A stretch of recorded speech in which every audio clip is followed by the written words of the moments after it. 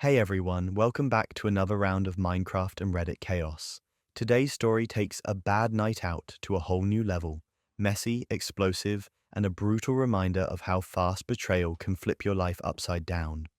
Before we jump in, I want to give a huge thank you to everyone who's been watching, commenting, and supporting the channel. Your encouragement truly means a lot. It makes all the difference. Our story starts with someone waking up after a party, in a room they don't recognize, in clothes that aren't theirs, and a phone full of chaos. That's when they realize the night didn't just go wrong. Someone made it go wrong, and what they're about to discover will tear their world apart. So let's dive in and rewind to the moment everything first went off the rails. I woke up and immediately knew something was wrong. The ceiling wasn't mine, the sheets weren't mine. The faint smell of lavender and something chemical I couldn't place hung in the air, and my head felt like it had been stuffed with cotton and then run over by a truck. I sat up too fast and the room tilted sideways. My mouth was dry, my tongue thick, and when I looked down I realized I was wearing a t-shirt I'd never seen before in my life. My jeans were folded neatly on a chair across the room. My phone was on the nightstand next to a glass of water and a note written in handwriting I recognized immediately. It said, "You needed to see the truth." My stomach dropped. That was Emma's handwriting, my best friend Emma. The Emma whose party I'd gone to the night before. I grabbed my phone, but it was completely dead. No memory of how I got here, no memory of leaving the party, no memory of anything after my second drink, which was insane because I've never been a lightweight. I threw on my jeans, shoved my phone in my pocket, and got out of that room as fast as I could. The apartment was empty. I didn't recognize it. I didn't know where I was. I just walked until I found a main road and called an Uber on the driver's phone because mine was still dead. The entire ride home I kept trying to piece it together. Emma's party, her new apartment, a bunch of people I knew from college. I remembered talking to a few people, holding a red cup, laughing at something someone said, and then nothing. A complete blank space where the rest of the night should have been. The panic was building in my chest like a living thing. When I got home, I plugged in my phone and waited. The second it turned on, it started buzzing, and buzzing, and buzzing. Texts, calls, emails, Instagram DMs, everything lighting up at once like my phone was having a seizure. My hands were shaking so hard I almost dropped it.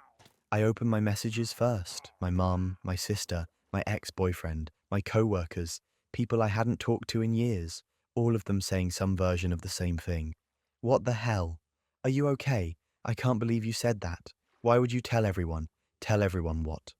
Then I saw the video link, sent from Emma's number to a group chat that included basically everyone I'd ever known. I clicked it, and my entire world collapsed. It was me, sitting on Emma's couch, drink in hand, absolutely obliterated, slurring my words, crying, laughing, talking, confessing things I had never told anyone, things I'd buried so deep I barely let myself think about them. The video was almost 20 minutes long. I watched myself describe my eating disorder in college, the one I'd hidden from everyone, including my family. I watched myself talk about how my parents had lied about their finances for years and nearly lost the house. I watched myself admit to cheating on my boyfriend in sophomore year, something I'd carried like a stone in my chest ever since. And the worst part, the part that made me want to throw my phone across the room, was that I was smiling, like it was funny. Like I was having the time of my life airing out every single piece of dirty laundry I'd ever owned. The comments under the video in the group chat were brutal. Some people were concerned, most were shocked, a few were cruel. My ex-boyfriend called me a liar and a cheat. My sister asked why I never told her about the eating disorder. My mum just said we need to talk, which somehow felt worse than anything else. I called Emma. She didn't pick up. I called again and again. On the fourth try she answered, and her voice was cold in a way I'd never heard before. She said, "You got what you deserved." I asked her what the hell she was talking about. She said she knew. She knew I'd slept with her boyfriend. I hadn't. I had never touched her boyfriend. I'd never even thought about it. But she didn't believe me. She said she'd suspected it for months, that I was always too friendly with him, always laughing at his jokes, always finding excuses to be around when he was there. None of that was true.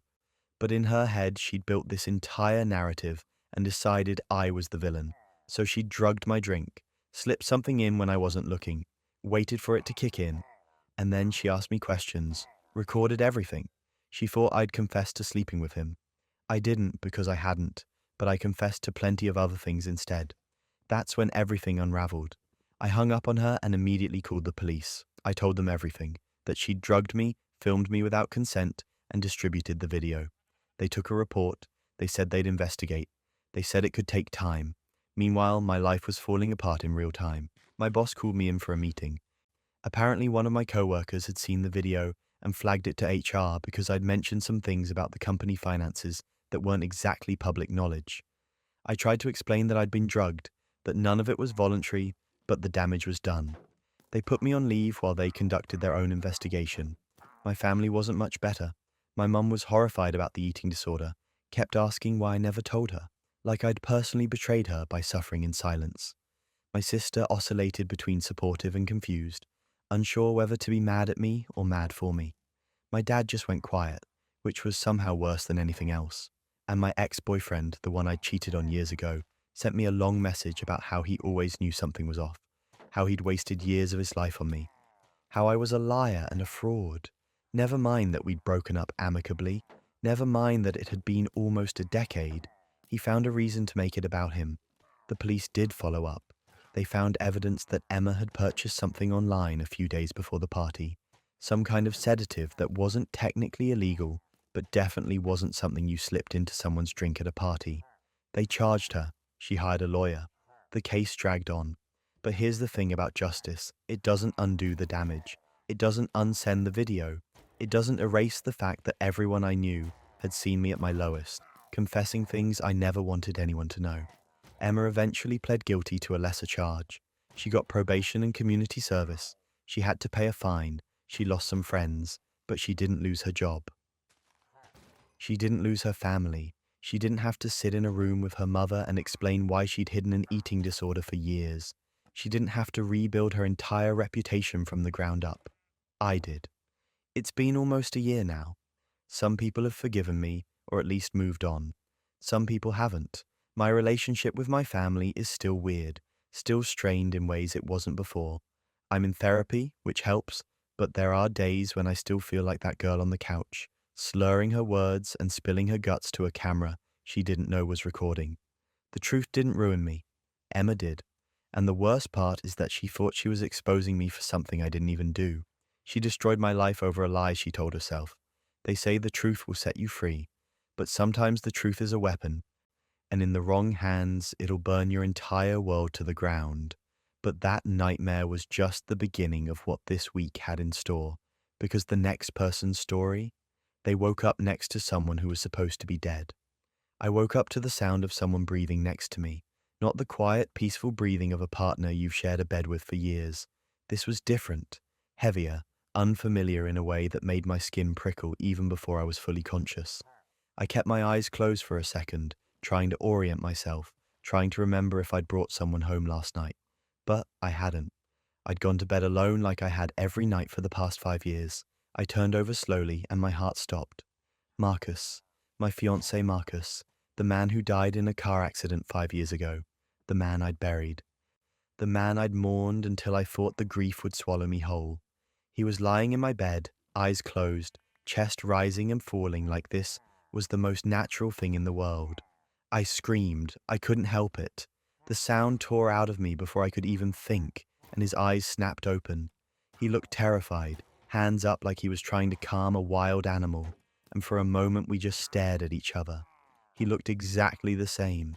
Same dark hair, same scar above his left eyebrow, from a skateboarding accident when he was 12. Same everything. Like the last 5 years hadn't touched him at all. He said my name. Soft, careful, like he was afraid I'd shatter. He said, "Please don't freak out, I can explain everything." And I just sat there, frozen. Because what do you even say to a dead man in your bed? He started talking fast. Too fast. He said he'd been in witness protection, that he'd testified against a cartel, that the FBI had faked his death to keep him safe, that he'd been living under a new identity for 5 years, and he couldn't contact me, couldn't tell me, couldn't do anything but disappear. He said they'd finally cleared him. The threat was gone, he was free, and the first thing he did was come find me. I wanted to believe him. Every part of me that had loved him, that had spent 5 years missing him, wanted to grab onto that story and never let go. But something felt wrong. The way he wouldn't quite meet my eyes, the way his hands kept fidgeting with the edge of the blanket, the way he looked around my apartment like he was seeing it for the first time, even though we'd talked about moving in together before he died. I asked him for proof. He fumbled for an answer, said the FBI doesn't exactly hand out certificates for witness protection, said everything was classified, said I just had to trust him. And that's when the wrongness solidified into something cold and sharp in my chest. I told him I needed a minute, went to the bathroom, locked the door, and called the FBI field office. Asked if there was any way to verify someone's involvement in witness protection. They were polite but firm. They don't confirm or deny. Ever. I asked if there was anyone I could speak to, any agent who might be handling Marcus's case. They said they couldn't help me. I went back to the bedroom. Marcus was sitting on the edge of the bed now, looking nervous. I asked him for the name of his handler. He gave me a name. I wrote it down. Asked for a contact number. He said he didn't have one. That they always contacted him, never the other way around. Convenient. Then came the breaking point. His phone buzzed. He grabbed for it fast, too fast, but I was faster. It was sitting on my nightstand and I snatched it before he could react. He lunged for me, actually lunged, and that told me everything I needed to know. I locked myself in the bathroom again and started scrolling. It wasn't an FBI-issued phone. It was just a regular cell phone, and it was full of texts from someone named Jessica. Lots of texts. Recent texts. Texts that made it very clear Marcus had been living with her up until about 3 days ago. Texts where she called him a liar and a deadbeat. Texts where she told him to come get his stuff or she'd throw it all out.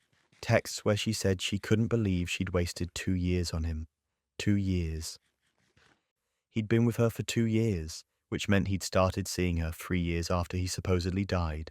I kept scrolling, found emails about gambling debts, threats from people he owed money to, a trail of lies so long and so tangled I couldn't even begin to unravel it.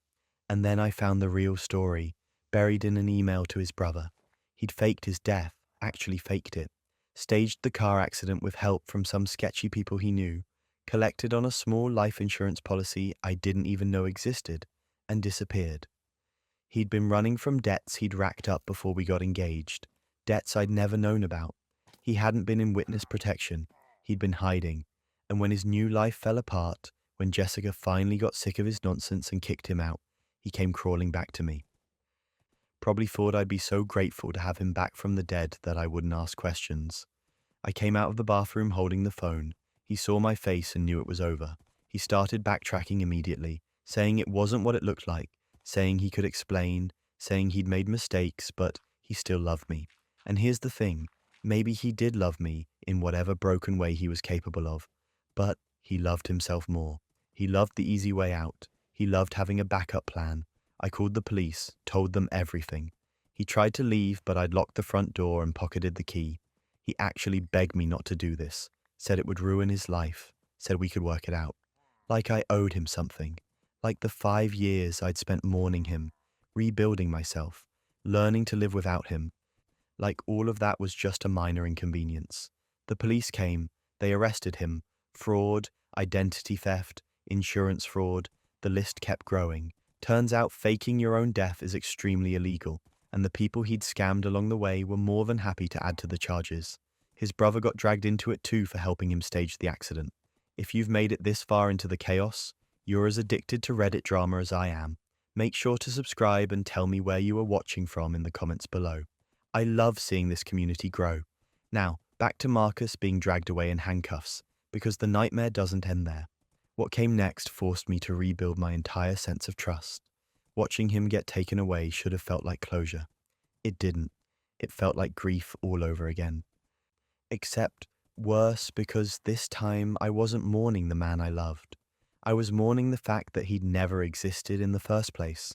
The Marcus I'd loved, the one I thought I'd lost in a tragic accident. That person was a fiction.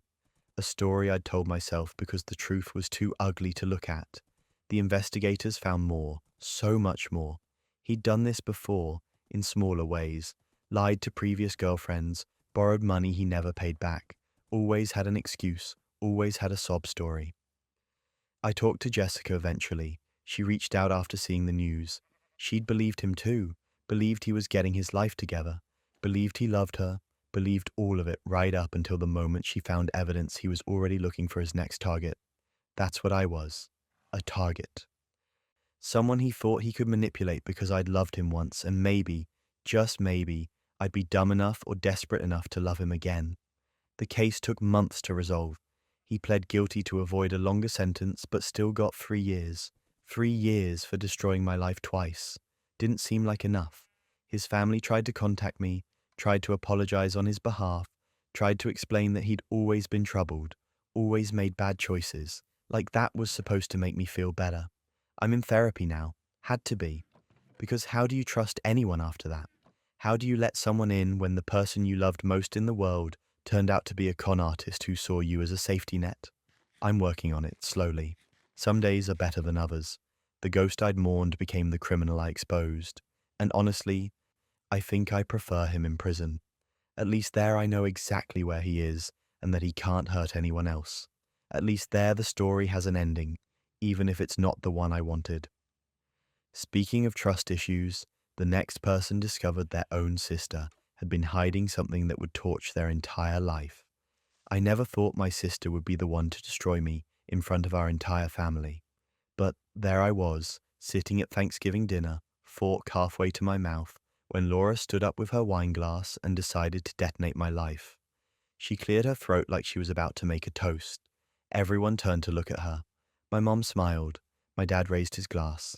And then Laura said, "I think we should all know that my sister here had an abortion when she was 17, and she's been lying about it ever since." The room went silent, like someone had hit mute on the entire universe. My aunt's mouth fell open. My grandmother clutched her napkin. My younger cousin just stared, and I sat there, frozen, feeling like my insides had turned to ice water. Laura wasn't done. She kept going. She said I'd been judging her lifestyle choices for years, acting holier than thou, when I'd been keeping this massive secret the whole time. She called me a hypocrite. She called me a liar. She said the family deserved to know the truth about who I really was. I couldn't speak. I couldn't move. My hands were shaking so hard I had to put my fork down. My mom looked at me with this expression I'd never seen before, somewhere between shock and disappointment. My dad just looked away, and Laura sat back down, took a sip of her wine, and smiled like she'd just won something. I left. I grabbed my coat and walked out without saying a word. I didn't cry until I got to my car, and then I cried so hard I had to sit in the driveway for 20 minutes before I could drive. Here's the thing, Laura wasn't wrong about the abortion. I did have one when I was 17. It was one of the hardest decisions I'd ever made, and I'd kept it private because it was nobody's business but mine. I'd told Laura years ago during a vulnerable moment, and she'd promised to keep it between us. I trusted her, and she'd just weaponized my trauma in front of everyone I loved because she was mad that I'd called her out for flaking on family events and being selfish. But Laura had secrets too, and I'd kept them for her. For years. 3 years ago, Laura had an affair with our cousin Rebecca's husband. I found out by accident when I saw them together at a hotel bar across town. Laura begged me not to say anything. She was sobbing, saying it was a mistake, that it would destroy Rebecca, that she'd end it immediately. I didn't want to be the one to blow up the family, so I stayed quiet. I helped her cover it up. I lied for her when Rebecca asked if I'd seen her husband that weekend. I carried that secret like a weight in my chest because I thought I was protecting everyone. Not anymore. I spent the rest of Thanksgiving weekend in my apartment, ignoring calls from my family. My mom left voicemails asking me to come back and talk. My dad sent texts saying we needed to have a family conversation. Laura didn't reach out at all, which told me everything I needed to know. She wasn't sorry. She'd meant every word. That's when everything unraveled. I started going through old messages, texts between Laura and Rebecca's husband, photos I'd found on her phone that she didn't know I'd seen, hotel reservations under fake names that I'd helped her delete from her email. I'd kept screenshots of everything, not because I planned to use them, but because some part of me knew I might need proof someday. That day had come. Laura was engaged. She'd been with her fiancé David for 2 years. He was a good guy, successful, kind, completely in love with her. His family adored her. Our family treated her like the golden child, the successful lawyer with the perfect life and the perfect relationship. everyone thought she had it all together. But I knew the truth, and if she was going to destroy me in front of everyone, I was going to return the favor. I created a group chat. I added David, his parents, his siblings, our parents, our aunts and uncles, and Rebecca. I didn't add Laura. I wanted her to find out the same way I'd found out about her betrayal. Publicly, painfully, without warning. I sent everything. The text messages where she told Rebecca's husband she loved him, the hotel reservation confirmations, the photos of them together that were way too intimate to be anything but an affair. I included dates and timestamps. I wrote one message at the top. Laura exposed my private medical history to humiliate me at Thanksgiving. Here's what she's been hiding from all of you. Then I hit send and turned off my phone. I didn't turn it back on for 6 hours. When I did, I had over 100 notifications, calls from my parents, texts from David, messages from relatives I barely talked to, and one voicemail from Laura, sobbing so hard I could barely understand her. David had called off the engagement. His family was furious. Rebecca had confronted her, and their cousin relationship was completely destroyed. Our parents were horrified, not just because of the affair, but because I'd helped cover it up initially, and they were just now finding out. My mom left me a voicemail saying she didn't know who either of her daughters were anymore. My dad didn't call at all. Laura kept calling. She left message after message begging me to tell everyone I'd lied, that I'd faked the evidence, that it wasn't real. She said I'd ruined her life. She said David would never forgive her. She said his family hated her. She said our family would never look at her the same way again. She was right about all of it. But here's where it gets absurd. She actually tried to turn it around on me. She sent me a long text saying I was vindictive and cruel, that I'd destroyed her future over one mistake she made at a dinner table. One mistake, like announcing my abortion to the entire family, was just a minor slip of the tongue. Like she hadn't stood up, looked me in the eye, and decided to humiliate me in the worst way possible. I didn't respond. I didn't need to. The evidence spoke for itself. Our parents tried to do damage control. They called a family meeting without Laura and me, trying to figure out how to handle the fallout. According to my mom, they decided to temporarily distance themselves from Laura until she could prove she was getting help and taking accountability. That lasted about 3 weeks before my mom started making excuses for her again. But the damage was done. Laura's perfect image was shattered. The golden child, the successful lawyer, the woman who had it all together, was exposed as someone who'd had an affair with her cousin's husband and then publicly humiliated her sister to deflect from her own guilt. David never took her back. His family made it clear she wasn't welcome around them. Rebecca cut her off completely, and honestly, I don't blame her. I would too. Laura tried apologizing to me exactly once, through a text that was more about justifying her actions than actually taking responsibility. She said she'd been drunk. She said she was hurt that I'd been judging her. She said she didn't think I'd react this way. She never once said she was sorry for what she'd done to me. I didn't respond to that either. We haven't spoken since Thanksgiving. It's been almost a year now. Family gatherings are awkward and tense. Laura usually doesn't show up, and when she does, we stay on opposite sides of the room. My parents have tried to get us to reconcile, but I'm not interested. You don't come back from something like that. You don't weaponize someone's trauma and then expect forgiveness when it backfires. Do I regret it? No.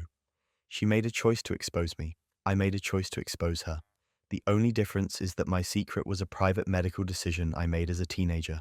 Hers was an ongoing betrayal of someone we both loved. She thought she could destroy me without consequences. She was wrong. The truth is messy. It's painful. And sometimes it burns everything to the ground. But I'd rather stand in the ashes of honesty than keep living in a house built on lies. Family secrets have a way of spreading like wildfire, and one dad's hidden past didn't just spark, it burned everything to ashes. It started with a message from someone I'd never met. Hey, I just wanted to say thanks again for everything. You've really helped me through a tough time. Can't wait to finally meet you next week. I stared at my phone like it had just started speaking another language. I didn't know this person. I'd never had a conversation with them, and I definitely hadn't made plans to meet them. Then another message came in, from someone else. Different name, different profile picture, same confused energy. They were asking when I'd be free to video call, said they missed talking to me, mentioned inside jokes I'd never heard before. My stomach started to knot. I replied to both of them asking who they thought they were talking to. The first person sent me a screenshot. It was a dating profile, my pictures, my name, my city, but none of the bio was mine. It talked about being a freelance photographer, loving hiking and travel, recent heartbreak, looking for something real. I've never been a freelance photographer. I hate hiking, and I hadn't been heartbroken in years. The second person sent me a link to a forum where someone using my pictures was posing as a grief counselor, offering support to people who'd lost loved ones. They were charging for private sessions. I felt like I was going to be sick. I reverse image searched myself immediately. My photos were everywhere. Dating apps, grief support groups, fitness forums, even a few random social media accounts I'd never made. All of them using my face, all of them pretending to be me, and all of them talking to real people who thought they knew me. Then the angry messages started. Someone accused me of scamming them out of $2,000, said I'd promised to visit them, that we'd been talking for months, that they'd sent money for a plane ticket that never got booked. They called me a liar, a fraud, a monster. I tried explaining that it wasn't me, that someone had stolen my identity, but they didn't believe me. Why would they? They'd been talking to my face for months. They'd seen my pictures. They'd heard my name. In their mind, I was the one who'd hurt them. More messages came in. A woman who said I'd helped her through her divorce and then ghosted her after she sent money for my rent. A man who thought we were in a relationship and had been planning to propose. A teenager who'd confided in me about being bullied and now felt betrayed because I'd suddenly disappeared. These were real people, with real pain, and someone was using my face to cause it. I filed a police report immediately, brought everything I had, screenshots, messages, links to the fake profiles. The officer took notes, said they'd look into it, but I could tell from his tone that this wasn't a priority. Identity theft cases moved slowly. Cybercrime investigations took time. Meanwhile, my face was out there being used to destroy people's lives, and there was nothing I could do about it. Except there was. I wasn't going to sit around waiting for the system to catch up. I created a fake profile of my own. Generic name, stock photos, vague bio. I started joining the same forums and apps where my pictures had been used. I looked for patterns, similar writing styles, overlapping details. It didn't take long to find them. Whoever was doing this wasn't just using my identity. They were running an entire network. Dozens of fake profiles, dozens of stolen identities, all of them following the same playbook. Build trust, create emotional dependency, ask for money, disappear. And here's where it gets absurd. They weren't even good at covering their tracks. The payment requests all funnel through the same few accounts. The profiles all use similar language. Some of the photos were badly photoshopped. It was almost insulting how sloppy it was, and yet it was working. People were falling for it, sending money, sharing their trauma, building relationships with ghosts. I started documenting everything, screenshots of conversations, lists of victims, payment trails showing where the money went. I reached out to some of the victims privately, explained what was happening, asked if they'd be willing to share their stories. Most of them were angry at first, at me, at the situation, at themselves for believing it. But a few were willing to help. They sent me records of their transactions, emails, chat logs, proof that they'd been manipulated by someone pretending to be me or one of the other stolen identities. I spent weeks building the case, cross-referencing profiles, tracking IP addresses where I could, connecting dots, and slowly a picture started to form. This wasn't just one person, it was a coordinated operation, multiple people working together, splitting the profits, rotating through stolen identities to avoid detection. They had a system, and it had been running for years, but that wasn't even the worst part. Some of the victims had sent thousands of dollars. One person had emptied their savings account. Another had taken out a loan. There were people who'd been catfished for over a year, building entire relationships with someone who didn't exist, planning futures that were never going to happen. And when the fake profiles disappeared, those people were left with nothing but debt and heartbreak. Some of them were suicidal. Some of them had stopped trusting anyone. The damage wasn't just financial. It was emotional, psychological, permanent. I couldn't go to the police again. They'd already told me they were investigating. I needed someone with a bigger platform, someone who could make noise. So I reached out to a journalist who'd written about online scams before, sent them everything I had: the profiles, the victims, the money trails, the whole ugly mess. They were interested immediately, told me they'd need a few weeks to verify everything, but if it checked out, they'd run the story. While I waited, I kept digging. I infiltrated more of their network, joined private groups where they coordinated. They talked openly about their targets, joked about how easy it was to manipulate people, shared tips on how to build trust faster, how to ask for money without seeming desperate, how to disappear without getting caught. Reading their conversations made my skin crawl. These weren't opportunistic scammers. They were calculated, methodical. They knew exactly what they were doing, and they didn't care who they hurt. I also reached out to cybercrime units, not just local, international, because the money trails didn't stop at national borders. Victims were in the US, the UK, Australia, Canada. The scammers were harder to pin down, but the evidence suggested they were operating out of at least 3 different countries. I sent my documentation to everyone I could think of: FBI, Interpol, consumer protection agencies. I didn't know if any of them would act on it, but I wasn't going to leave any stone unturned. Then came the breaking point. The journalist published the story. It went viral. People who'd been scammed started coming forward in droves. The platforms where the fake profiles existed started taking them down. Payment processors froze the accounts that had been receiving the money. And law enforcement, who'd been moving at a snail's pace, suddenly had public pressure to actually do something. Arrests started happening. First one, then another, then several more. Turns out, when you have a paper trail and international attention, things move a lot faster. Some of the people running the operation were caught, not all of them. Some disappeared before they could be tracked down, but enough were arrested that the network collapsed. The profiles went dark. The scam stopped. Victims reached out to me, some to thank me, some to apologize for the angry messages they'd sent when they thought I was the one who'd scammed them, some just to share their relief that it was over. A few of them got some of their money back through legal settlements. Most didn't. But at least they had answers. At least they knew it wasn't their fault for trusting someone. My name was cleared, officially. Publicly. The journalist made sure to emphasize that I was a victim too, that my identity had been stolen and weaponized. But the damage lingers. I still get messages sometimes from people who don't know the full story, who saw my pictures on a fake profile years ago and stumble across my real social media now. I've had to lock down my online presence, make everything private, limit what I share, and I check. Every month I reverse image search myself, make sure my face isn't being used somewhere I don't know about. It's exhausting, it's paranoid, but after seeing what someone can do with a stolen identity, I don't take chances anymore. The violation doesn't go away. Knowing that strangers fell in love with my face, that people trusted me without ever actually meeting me, that my image was used to hurt people who were already vulnerable. It sits with me, a constant reminder that your face isn't really yours once it's online.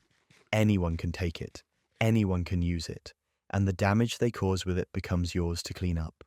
Identity theft is one thing, but what happens when your own DNA becomes the weapon that tears your family apart?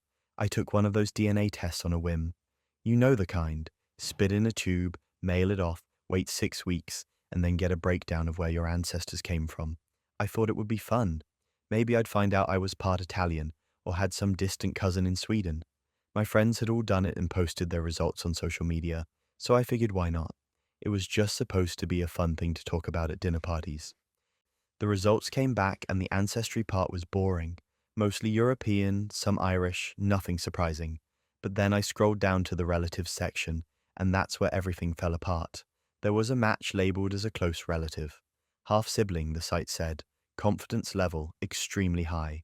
His name was Aaron. He was 32 years old, 4 years older than me, and I had absolutely no idea who he was. I stared at the screen for a long time, refreshing the page like maybe it was a glitch. It wasn't. I clicked on his profile. He'd filled out some information. Grew up in Oregon, worked in tech, had a wife and 2 kids. His profile picture showed a guy with dark hair and a smile that looked vaguely familiar in a way I couldn't place. I sent him a message, just a simple, "Hey, I think we might be related. Do you have a minute to talk?" He responded within an hour, Said he'd taken the test because he was adopted and wanted to find his biological family. He'd found his birth mother a few years ago, but she wouldn't tell him anything about his father. When he saw my profile, he'd done the math. We shared enough DNA to be half-siblings. He wanted to know if I had any information about his dad. I didn't. I barely had information about my own family tree beyond my grandparents, so I did what any rational person would do. I spiraled. I started looking at the DNA matches more closely. My mum was in the system too. She'd taken a test a year ago for the same reason I had. Aaron matched with her. He matched with me. But when I checked my dad's profile, the one he'd made when my mum did hers, Aaron didn't match with him at all. That's when everything unraveled. I sat with that information for 3 days before I said anything. Ran through every possible explanation. Maybe there was a mistake. Maybe the test was wrong. Maybe I was reading it wrong. But deep down I knew. The numbers didn't lie. Aaron was my half-brother through my mum, which meant my dad, the man who raised me, who taught me how to ride a bike and helped me with my math homework and walked me down the aisle at my wedding, wasn't my biological father.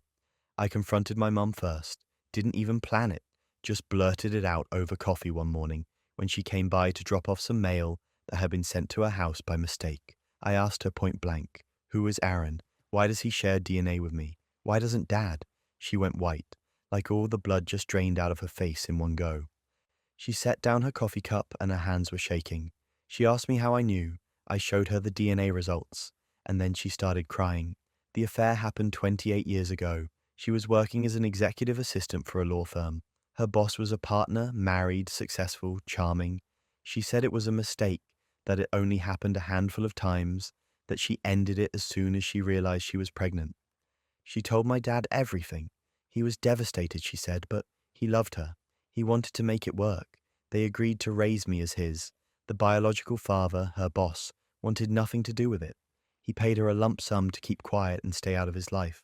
They never spoke again. She quit her job. They moved to a different state, started over, and they never planned to tell me.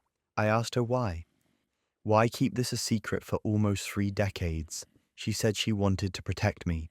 Said she didn't want me to feel different or unwanted. Said my dad was my real father in every way that mattered, and that was the end of it. Except it wasn't. Not for me.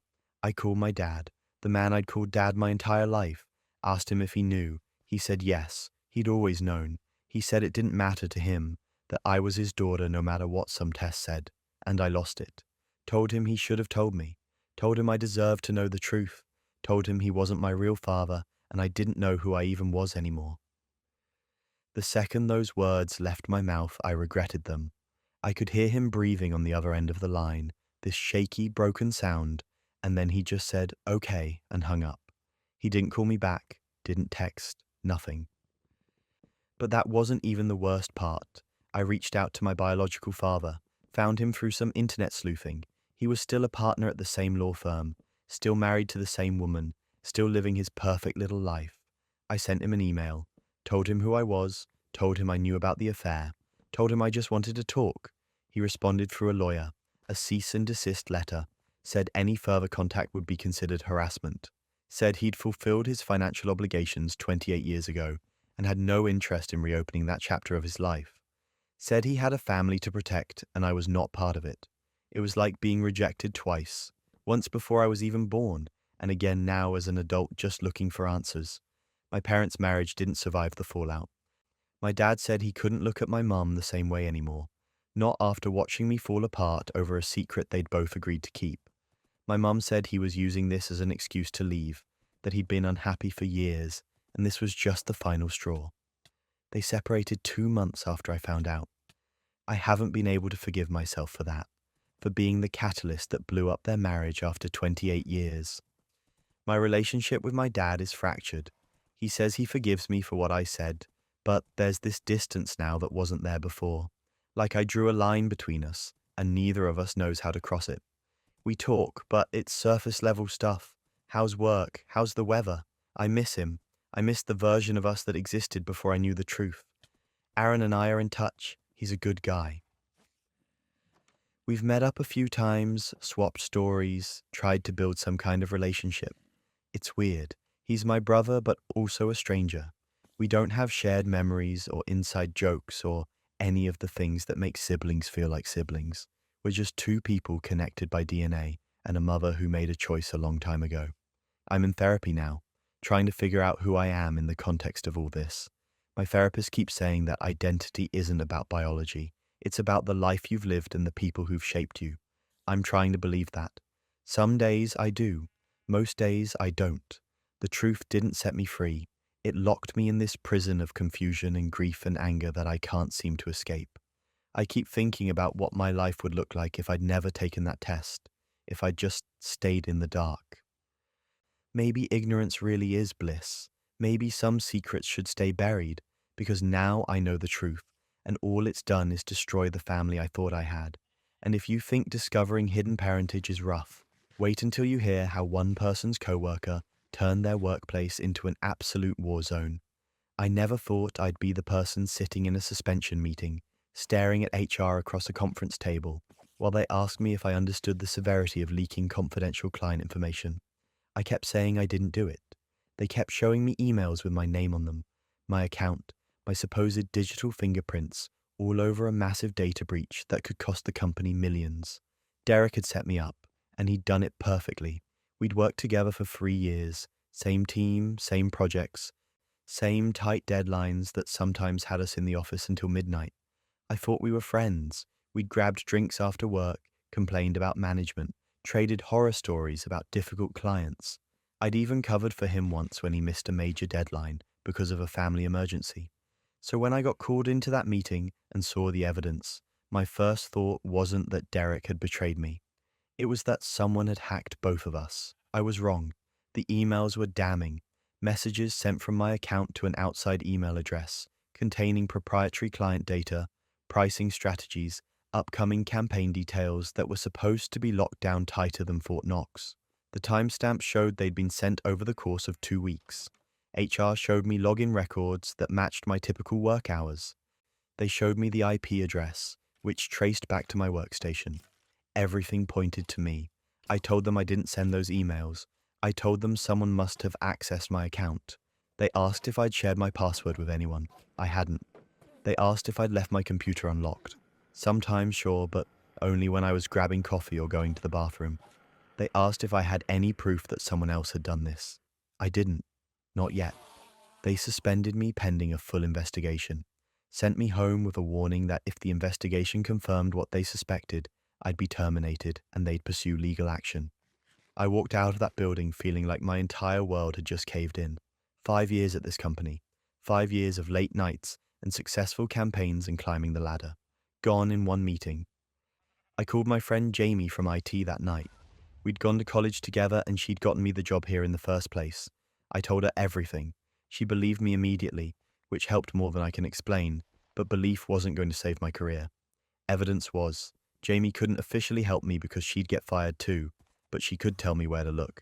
She mentioned that all account access gets logged, including after-hours login attempts and credential changes. She mentioned that the IT department keeps those logs for 6 months. She mentioned that if someone had accessed my account from a different device or location, it would show up. I spent that entire night digging through everything I had access to from home. My own email records, my saved passwords, my browser history, anything that might show a discrepancy. And then I remembered something. 2 weeks ago, Derek had asked to borrow my laptop charger because his died during a late-night work session. I'd left my laptop at my desk and gone home. He'd stayed behind, alone in the office, with access to my unlocked computer. But that wasn't even the worst part. I reached out to Jamie again, asked her if there was any way to check who'd physically been in the office after hours during the past month.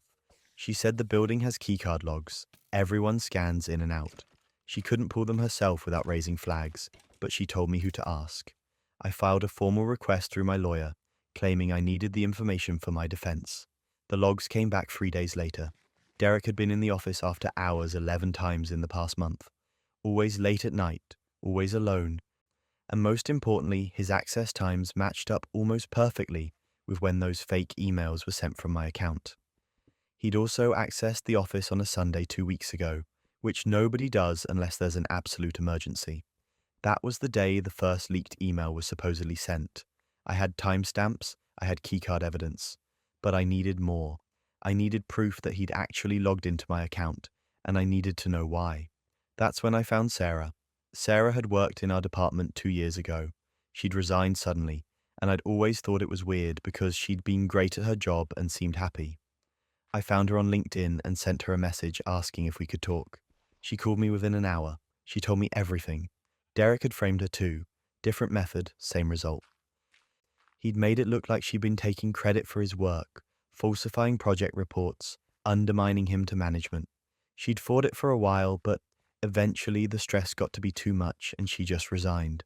She said she didn't have proof, didn't have the energy to fight it, and didn't want to burn bridges in the industry. She'd just walked away and started over somewhere else. I asked her if she'd be willing to make a statement. She hesitated. Then she said yes.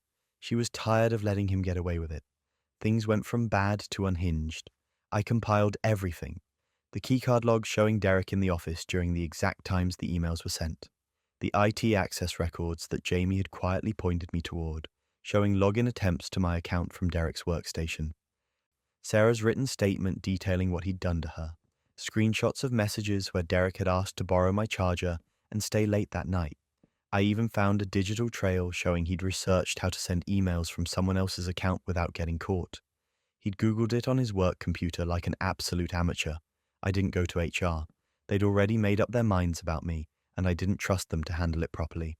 I went straight to the CEO, requested a meeting, showed up with my lawyer, and dropped the entire file on his desk. The CEO's face went from annoyed to shocked to furious in about 30 seconds. He called in the head of IT and the head of HR right there, made them pull the logs in real time while we waited. Everything I'd found checked out. Derek had used stolen credentials, my stolen credentials, to fabricate evidence and destroy my reputation. And he'd done it before. Derek was fired that day. Not suspended. Fired. Security escorted him out of the building while he tried to argue that it was all a misunderstanding. He actually had the nerve to say I was setting him up, that I was trying to frame him for my own mistakes. Nobody believed him. The evidence was overwhelming. The company reinstated me immediately with a formal apology. They gave me back pay for the suspension period and offered me a promotion to a different team, away from where Derek had worked. They also settled quietly with Sarah, who agreed not to pursue legal action in exchange for a reference and compensation for what she'd been through. But Derek wasn't done facing consequences. Sarah and I filed a joint lawsuit against him for defamation, fraud, and emotional distress. The company's legal team actually helped us build the case because they wanted to make an example out of him. Last I heard, he's facing serious financial penalties, and his reputation in the industry is completely destroyed. No one will hire him. He burned every bridge he had. The trust in the office is still weird. People look at me differently now, like they're not sure what to believe even though I was cleared. Some colleagues apologized for assuming I was guilty. Others just pretend nothing happened. I'm fine with it. I know the truth. I know I didn't do anything wrong. And I know Derek's career is over while mine is just getting started in a better position than before. You'd think someone smart enough to fabricate evidence would be smart enough not to leave a digital trail. But arrogance makes people sloppy.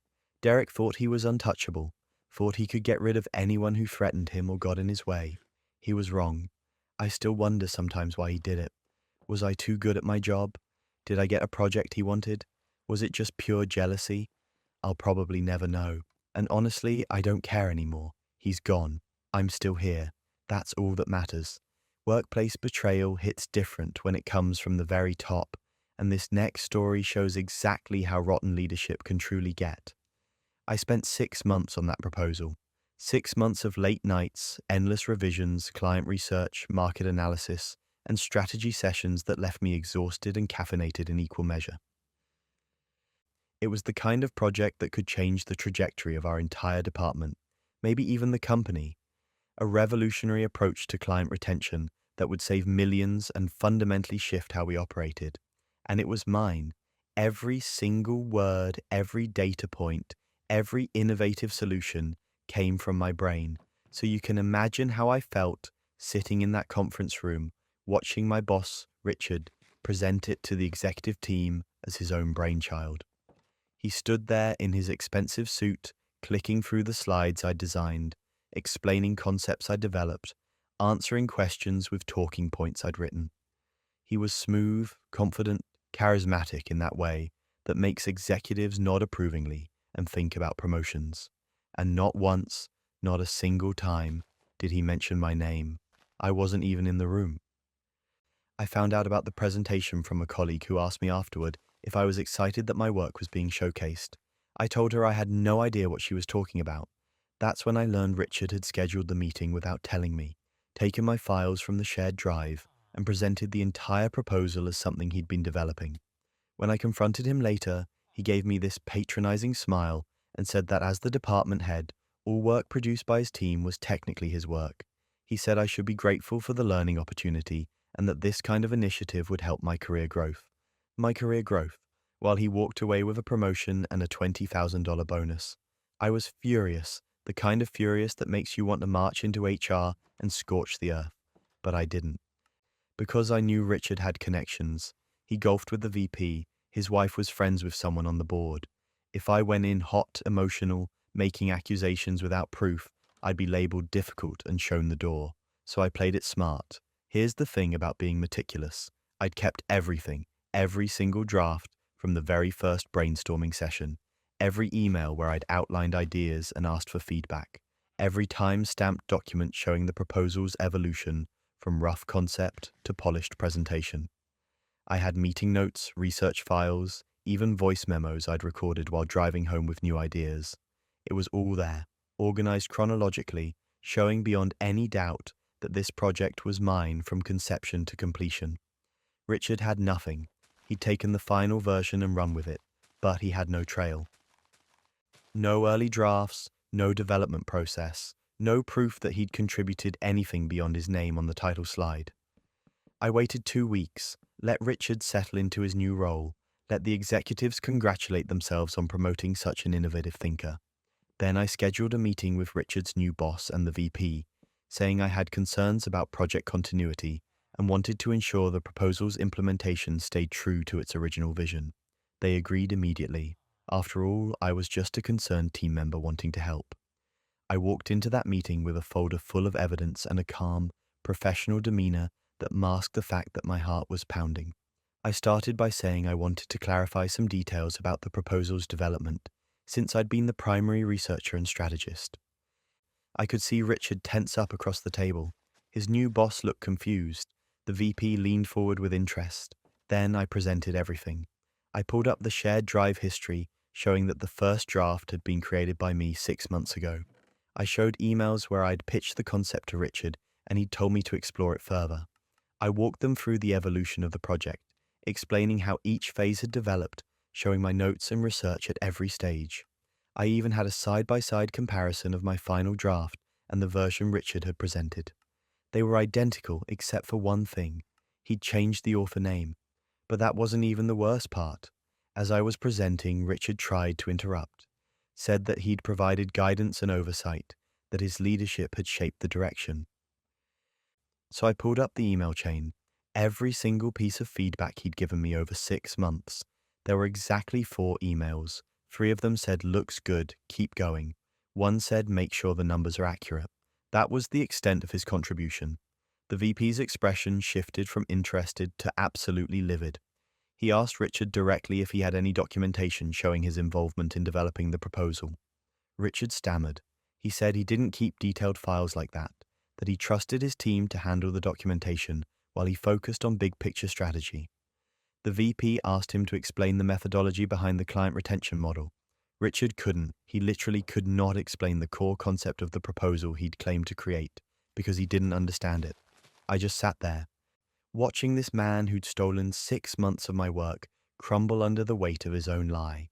His new boss looked like he wanted to disappear. The VP was taking notes, the kind of notes that end up in HR files. The meeting ended with the VP thanking me for bringing this to their attention and asking me to stay behind after Richard and his boss left. I thought I was about to get fired for making waves. Instead, the VP told me he was appalled by what had happened and that there would be consequences. He asked if I'd be willing to take over implementation of the proposal, since I clearly understood it better than anyone. Things went from bad to unhinged after that, at least for Richard. His promotion was revoked within a week, not quietly either. There was a company-wide email about leadership integrity and the importance of recognizing individual contributions.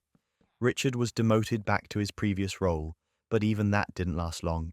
Turns out once the VP started digging, he found other instances where Richard had taken credit for his team's work. Smaller things, but a pattern nonetheless. Richard was put on a performance improvement plan that everyone knew was just a countdown to termination. I got the promotion, I got the bonus, I got the recognition that should have been mine from the start, and I got something else too. A reputation as someone who doesn't let things slide, who documents everything, and who will absolutely call out theft when it happens. Richard resigned 2 months later. Took a job at a smaller firm where apparently nobody had Googled his name and found the whisper network of former colleagues warning people about him. I heard through the grapevine that he told people he left for better opportunities. Sure. The best part was watching him clean out his office. He had to walk past my desk, past the conference room where he'd presented my work as his own, past all the people who now knew exactly what he'd done. He didn't say goodbye to anyone, just packed his box and left. I learned something important from that experience. Documentation is power. A paper trail is your best defense and your strongest weapon. I've never worked on a project since without keeping meticulous records. Every email, every draft, every contribution logged and timestamped. It sounds paranoid, but it's protection. Because there will always be people like Richard who think they can coast on other people's work. And when they try, you want to be ready. The company implemented new policies after that. All major projects now require contribution logs. Team members have to sign off on who did what. Presentations to executives include a slide crediting specific individuals. It won't stop everyone, but it makes it harder for people like Richard to steal and get away with it. I still have that folder of evidence, probably always will. It's a reminder that sometimes the system works, but only if you force it to, only if you come prepared, stay professional, and make it impossible for them to ignore the truth. Sometimes the corruption isn't just one bad boss, it's the whole system protecting them, which is exactly what the next person uncovered. I walked into HR thinking they'd actually help me. That's how naive I was. I'd been dealing with sexual harassment from a senior executive for months. Comments about my appearance, inappropriate touching disguised as friendly gestures, messages sent late at night that had nothing to do with work. I documented everything because I'm not stupid, and when it got to the point where I dreaded going to the office, I finally reported it. The HR director listened to my complaint with this practiced expression of concern, nodding in all the right places, taking notes, assuring me they took these matters very seriously. She scheduled a follow-up meeting for the next week and told me not to discuss it with anyone while they investigated. I left feeling like maybe, finally, someone was going to do something. The follow-up meeting was not what I expected. She slid a folder across the desk. Inside was an NDA and a check for $15,000. She said the company wanted to handle this discreetly, that they'd conducted their investigation and found the situation to be a misunderstanding, but they appreciated me bringing it to their attention. The money was a gesture of goodwill. All I had to do was sign the agreement promising not to discuss the matter with anyone, internal or external, and we could all move forward. I asked what would happen to the executive. She gave me this thin smile and said, personnel matters were confidential. I asked if anyone had even talked to him. She said again that they'd conducted a thorough investigation. I asked to see the investigation report. She said that wasn't something they could share. Then her tone shifted. She said if I refused the offer, things might become difficult, that these situations had a way of impacting career trajectories, that I should think carefully about my future with the company. The threat was clear even if she dressed it up in corporate language. I didn't sign. I took the folder, said I needed time to think, and walked out. I had no intention of signing anything, but I also knew I was now in a fight I hadn't asked for against people with a lot more power and resources than me. So I started documenting, not just my own situation anymore, everything. I reached out quietly to other women in the company, asked careful questions, listened, and what I found made me physically ill. I wasn't the first person to report this executive. I wasn't even the third. Over the past 7 years, at least 6 other women had filed complaints. All of them had been offered NDAs. All of them had been pressured to stay quiet. Some had taken the money and left. Some had refused and found themselves pushed out through performance reviews that came out of nowhere or projects that mysteriously fell apart. HR wasn't investigating harassment. They were running a protection racket for executives. I dug deeper, found emails that had been carelessly left on shared drives, discovered that HR directors received bonuses tied to how quietly they resolved complaints, learned that the executive I'd reported wasn't the only one being protected. There was a whole network of senior leadership whose behavior had been buried under NDAs and payouts. The company was spending hundreds of thousands of dollars every year to keep victims silent instead of actually addressing the problem. What happened next? Nobody saw it coming. I contacted an employment lawyer, not one of those big corporate firms, a lawyer who specialized in whistleblower cases and had a reputation for not backing down. I brought everything I had: documents, emails, testimonies from other victims who were willing to talk off the record. The lawyer looked at it all and said we had a case, a strong one, but it would be ugly. The company would come after me hard. I'd probably lose my job. My name would be public. Was I sure I wanted to do this? I was sure. We contacted a journalist at the same time, someone who'd covered corporate misconduct before and had the backing of a major publication. The lawyer and I walked them through everything: the pattern of complaints, the NDAs, the financial incentives for HR to bury problems, the multiple executives who'd been protected. The journalist spent weeks verifying everything, talking to victims, digging through public records, building a story that couldn't be dismissed or swept under the rug. The article published on a Tuesday morning. I'd taken the day off work because I knew what was coming. My phone started blowing up within an hour. Reporters wanting comments, co-workers asking if it was true, former colleagues reaching out to say they'd experienced similar things, and then the company's response: a bland statement about taking all allegations seriously and conducting a thorough review. The same corporate speak they'd been using to cover their tracks for years. But this time, it didn't work. More victims came forward. Women who'd signed NDAs years ago decided the truth mattered more than the legal risk. The story gained traction. National news picked it up.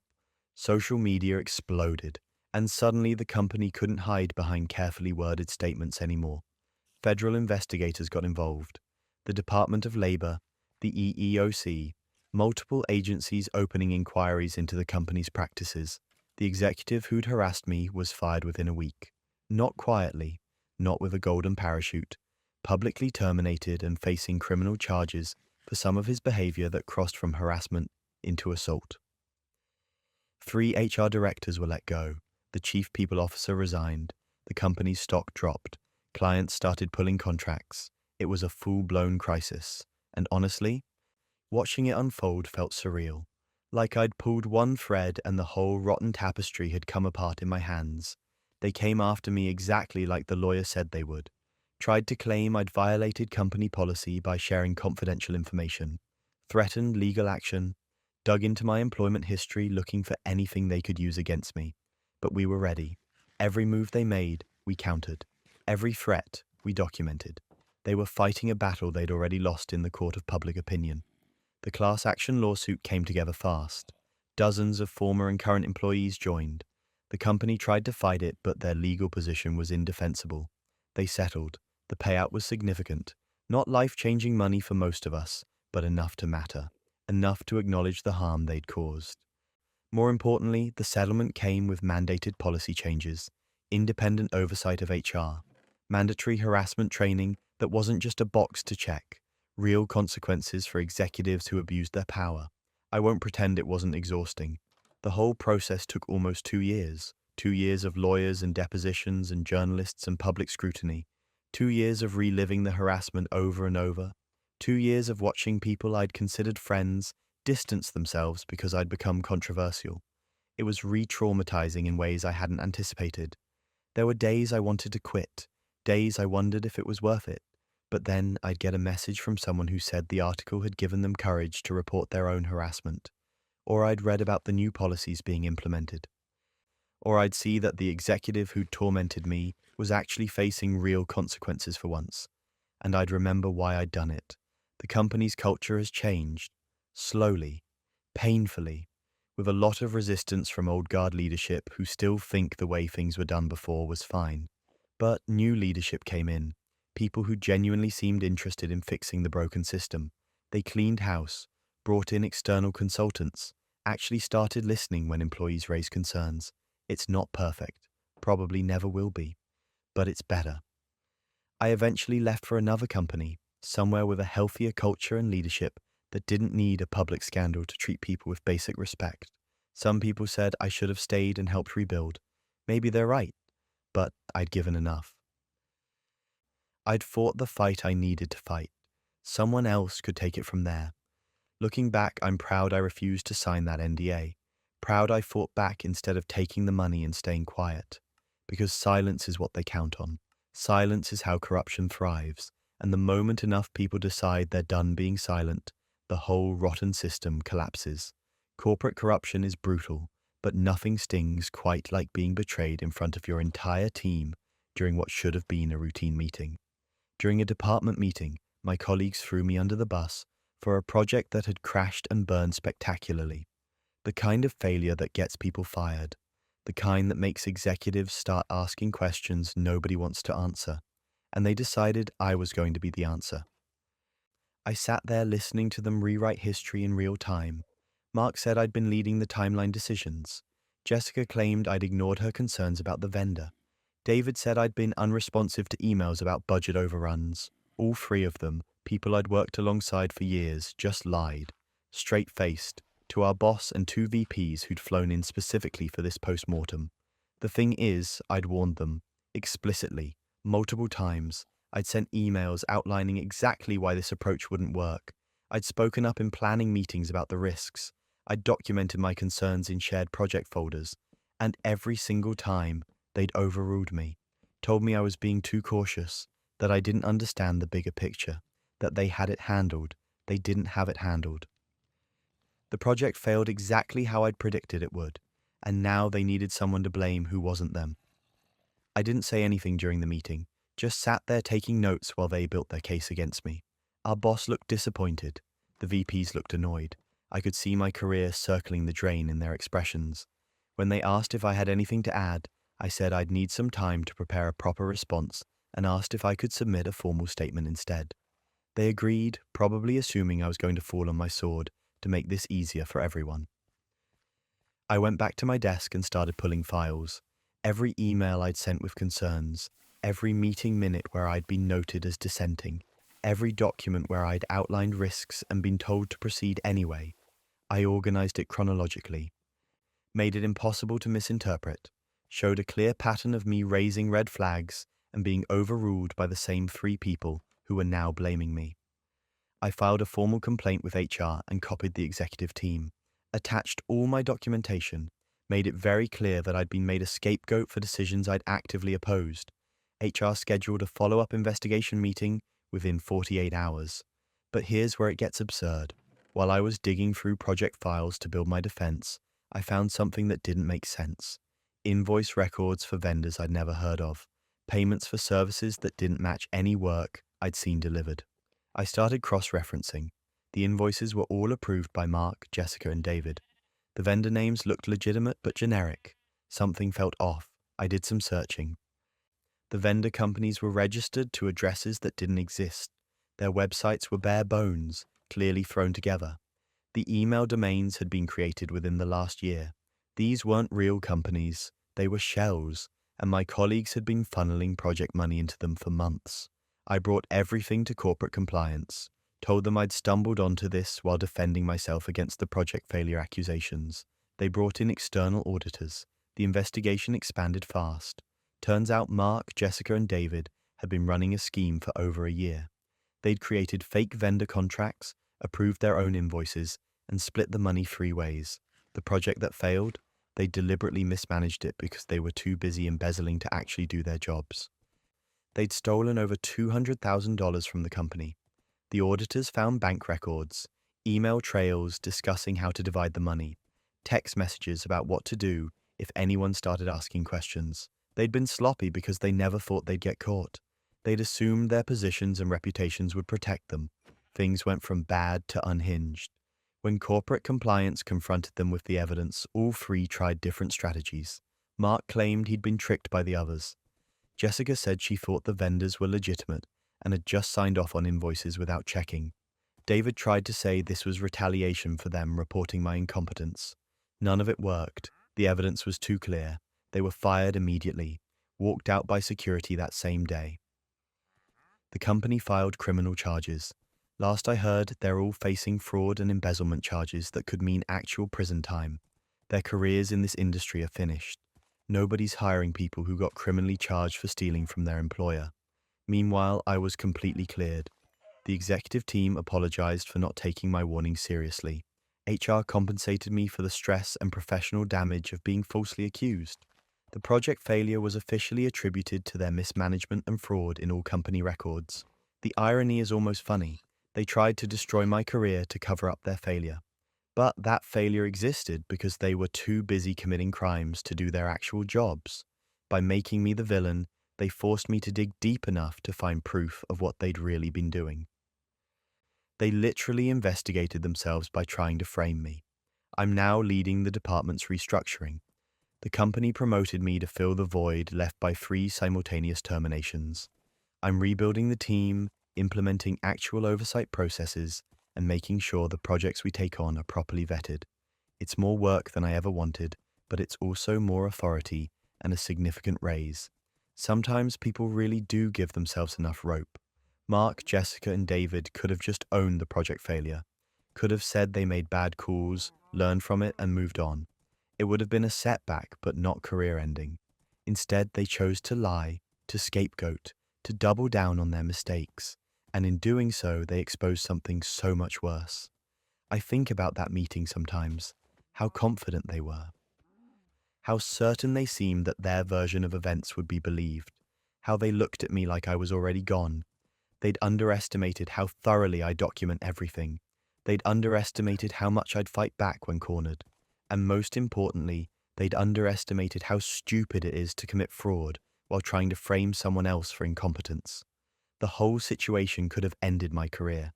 Instead, it ended theirs and launched mine forward. Not because I'm particularly brilliant or because I had some master plan, just because I kept records, told the truth, and refused to accept blame for things I'd actively tried to prevent. They destroyed themselves. I just made sure everyone could see it clearly. At least that betrayal was professional. The next story is about colleagues who planned something far more personal and devastating. I built the entire product. Every line of code, every feature, every user interface element came from me. My co-founders handled the business side, the marketing strategy, the investor relations. That was the deal. I'd create something revolutionary. They'd help me bring it to market. We were 2 weeks away from launch, 2 weeks away from everything we'd worked toward for the past 18 months. And they were planning to cut me out. I found out by accident. I was working late at the office, headphones on, deep in debugging mode, when I realized I needed to grab something from the conference room. That's when I heard voices. My 2 co-founders, Mark and Jennifer, talking in hushed tones through the thin wall that separated the conference room from the main workspace. I paused. Something about their tone felt off, secretive. I took off my headphones and moved closer to the wall, and that's when I heard Mark say my name followed by, "We need to minimize his equity before he realizes what's happening.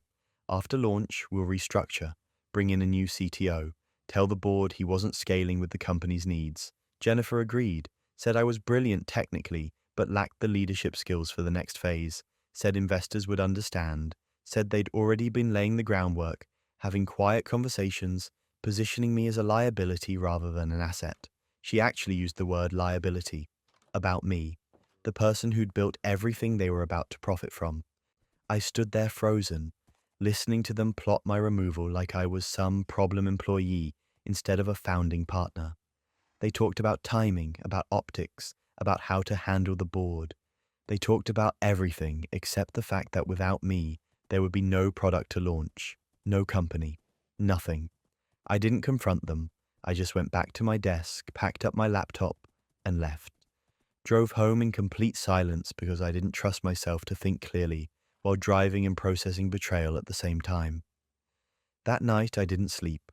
I went through every document, every agreement, every email from the past 18 months.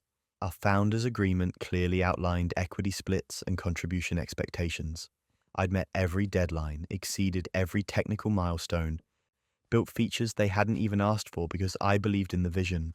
I had documentation, commit logs showing every piece of code I'd written, design documents, architecture decisions, everything time-stamped and attributed to me. Then I started digging into what they'd been doing behind my back. And here's where it gets absurd. They'd been meeting with potential investors for the past 2 months without telling me. Not just casual conversations, formal pitch meetings. They'd created a modified pitch deck that downplayed my role and emphasized their contributions. In some versions, I wasn't even listed as a co-founder, just head of engineering, like I was an employee they could replace. They'd been bad-mouthing my leadership in investor meetings, saying I was difficult to work with, resistant to feedback, too focused on perfection to ship on time. None of it was true. We were launching on schedule because of me, not despite me. I found email chains where they discussed bringing in a replacement CTO after launch. They'd already started recruiting, had candidates lined up, were planning to tell me I'd be transitioning to an advisory role, which is corporate speak for we're pushing you out but want to avoid a lawsuit. The next morning, I acted completely normal. Showed up to the office, worked on final pre-launch bugs, attended our stand-up meeting like nothing had changed. Mark and Jennifer had no idea I knew. They smiled at me, talked about how excited they were for launch, made plans for our launch party. I smiled back and kept documenting everything. I called a lawyer that afternoon, explained the situation, showed them our founders' agreement and all the evidence I'd gathered. The lawyer said I had a strong case. The agreement included provisions protecting founders from being removed without cause, and it clearly outlined that equity couldn't be diluted without unanimous consent. What Mark and Jennifer were planning was not just unethical, it was a breach of fiduciary duty and possibly illegal. But that wasn't even the worst part. We had angel investors, 3 of them who'd put in seed funding and held board seats. Mark and Jennifer had been telling them that I was the problem, that I was holding the company back, that they needed flexibility to make leadership changes post-launch. They'd been building a narrative for months, carefully positioning themselves as the reasonable ones and me as the obstacle. I reached out to our lead investor directly, asked for a meeting, just the 2 of us. He was surprised but agreed. I brought everything. The evidence of my contributions, the email chains showing Mark and Jennifer's deception, the modified pitch decks, the recruitment emails, recordings I'd made of their conversations through the conference room wall. I laid it all out and asked him if he'd known what they were planning. He hadn't. He was furious, said he'd invested in the team, in the product I'd built, and that if anyone had told him they were planning to push out the technical founder right after launch, he never would have written the check. He asked if the other investors knew. I said I didn't think so. He called an emergency board meeting for the next day, told Mark and Jennifer it was to discuss final launch preparations. They showed up confident, prepared to talk marketing strategy and growth projections. Instead, they walked into a room where I'd already presented all the evidence to the full board. The lead investor didn't waste time. He asked them directly if they'd been planning to force me out post-launch. Mark tried to deny it, said it was a misunderstanding, that they'd just been discussing future organizational structure. Jennifer looked like she wanted to disappear. The investor pulled up the emails, the pitch decks, the recruitment messages, asked them to explain. They couldn't. Mark tried saying it was just contingency planning, that every company needs to think about succession. The investor cut him off, told him that what they'd done was a fundamental breach of trust and potentially a legal violation of the founders' agreement. Told them that the board had no confidence in their leadership and that they were being removed effective immediately. What happened next? Nobody saw it coming. The investors voted unanimously to remove Mark and Jennifer from their positions. Their equity was restructured based on actual contributions, which significantly reduced their shares compared to what they'd been expecting. I was given operational control of the company with the board's full support. They helped me bring in new partners, people with business expertise who actually respected the technical work and wouldn't try to steal credit. We launched on schedule. The product I'd built worked beautifully. Users loved it. Press coverage was positive. Within 6 months, we were profitable. Within a year, we'd raised a Series A at a valuation that made those early equity fights look ridiculous. Mark and Jennifer tried suing, claimed they'd been wrongfully terminated, that I'd manipulated the board, that they deserved their full equity stakes. They lost. The documentation was overwhelming, the founders' agreement was clear, and the investors testified that the company's success was directly attributable to the product I'd built, not the business strategy they'd fumbled. I learned something important from that experience. Building something great matters, but protecting your work matters just as much. Talented people get exploited all the time by partners who think business skills are more valuable than technical execution. They're not. Both matter. And if your partners don't respect your contributions enough to honor your agreements, they're not partners worth having. The company is still running, still profitable, still built on the foundation I created, and I own enough of it that I'll never have to worry about someone trying to force me out again. Trust is fragile in business. Once it breaks, there's no putting it back together. Mark and Jennifer chose betrayal over partnership. They paid for it with their careers and their equity. I chose documentation and legal protection. It saved everything I'd built. Betrayal in business is calculated, but when someone invades your personal space, the fear becomes suffocating, as this next person learned. The envelope was on my doorstep when I got home from work. Plain manila, no markings, no return address. I almost threw it away thinking it was junk mail. I wish I had. Inside were photos, 5 of them, all of me, all taken while I was sleeping in my own bed. Different nights based on what I was wearing, different angles, some close enough that you could see the book on my nightstand, close enough that whoever took them had been standing right outside my window, looking in, watching me. I dropped the envelope like it burned. My hands were shaking so hard I could barely hold my phone to call the police. They came, took a report, collected the photos as evidence. The officer was professional, but I could tell from his tone this wasn't going to be a priority. He said without knowing who sent them or catching someone in the act, there wasn't much they could do.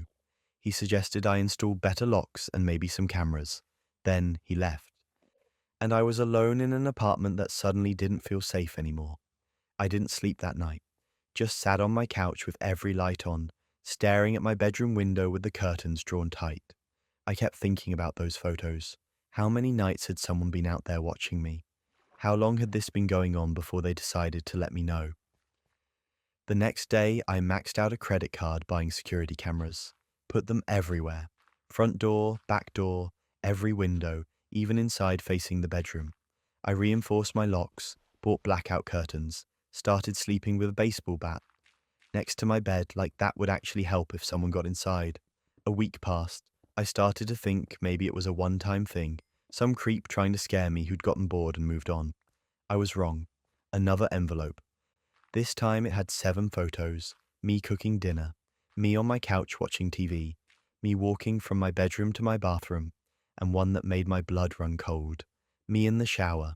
You couldn't see anything because of the frosted glass, but the angle, the proximity, it meant someone had been right outside that window. On the 2nd floor, they'd climbed up or used a ladder or something to get that shot. I called the police again, same officer, same sympathetic but ultimately useless response. He looked at the new photos, added them to my case file, said they'd increase patrols in my area. I asked what I was supposed to do in the meantime. He didn't have an answer. I stopped living. That's the only way to describe it. I couldn't shower without paranoia, couldn't sleep without medication, couldn't exist in my own home without feeling like I was being watched, because I was being watched. My cameras showed nothing. Whoever was doing this knew where they were and how to avoid them. I was being hunted, and I couldn't even see the hunter. Then I started noticing something. The angles in the photos, they weren't random. Most of them looked down slightly, like they'd been taken from an elevated position. My apartment was on the 2nd floor. Across the street was an old abandoned office building, 4 stories, empty for years. I'd never paid attention to it before. Now I couldn't stop staring at it. The windows were dark, boarded up on the lower floors, but the upper floors you could still see inside if you looked close enough. And one night while I was checking my security footage for the 100th time, I saw it. A brief flash of light from one of those upper windows, like someone had moved and caught a reflection. I called the police immediately, told them about the building, about the angles, about the light I'd seen. They said they'd check it out. 2 officers went over there the next day, walked through the ground floor, said it was empty and locked up tight. No signs of entry, no evidence anyone had been inside. They told me I was stressed and probably seeing things, suggested maybe I should talk to someone, a therapist, because clearly the problem was me being paranoid, not someone literally stalking me. And here's where it gets absurd. I decided if the police weren't going to help, I'd catch this person myself. I set a trap, started keeping a predictable schedule, making it look like I'd let my guard down. Every night at 10, I'd get ready for bed, turn off the lights, and get under the covers.